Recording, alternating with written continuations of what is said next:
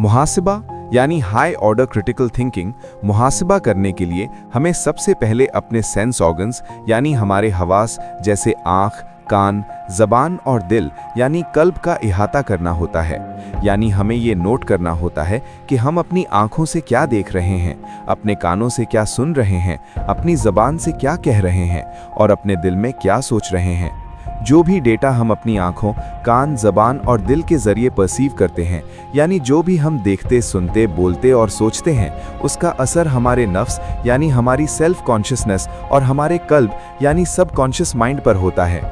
हम में से ज़्यादातर लोगों का नफ्स यानी सेल्फ कॉन्शियसनेस अपनी इनिशियल स्टेज यानी इनएक्टिव स्टेज यानी नापाक स्टेज में होता है। सिर्फ उन्हीं लोगों का नफ्स पाक होकर एक्टिवेट होता है और हायर लेवल्स तक पहुंच पाता है जो लोग तकवा इख्तियार करते हैं।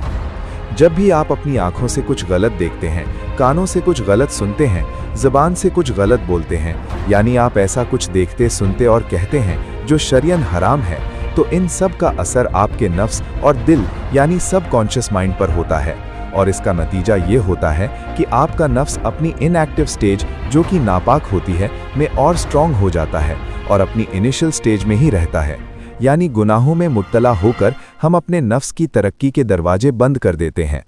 और अपनी नापाक स्टेज में स्ट्रॉन्ग होने के बाद हमारा नफ्स हमारे सारे सेंस ऑर्गन्स और हमारे कल्ब यानी सबकॉन्शियस माइंड को कंट्रोल करने लगता है और अपनी नापाक इनिशियल स्टेज में पड़ी स्ट्रॉन्ग हुई हमारी नफ्स को शैतान कंट्रोल करने लगता है और शैतान हमारे कल्ब को नफ्स के जरिए गंदे ख्यालात, गंदी ख्वाहिशात, गंदी इंटेंशन से भर देता है। इस तरीके से शैतान नफ्स यानी सेल्फ कॉन्शियसनेस के जरिए पहले आपकी पूरी शख्सियत को कंट्रोल करता है, फिर आपकी पूरी लाइफ को कंट्रोल करने लगता है। इसीलिए अल्लाह ने कुरान में सूरह शम्स में कसम खाकर हमें हमारी नफ्स को पाक करने का हुक्म दिया है और इसीलिए रसूल अल्लाह ने हदीस में अपने नफ्स के खिलाफ जिहाद को सबसे अफजल जिहाद बताया है।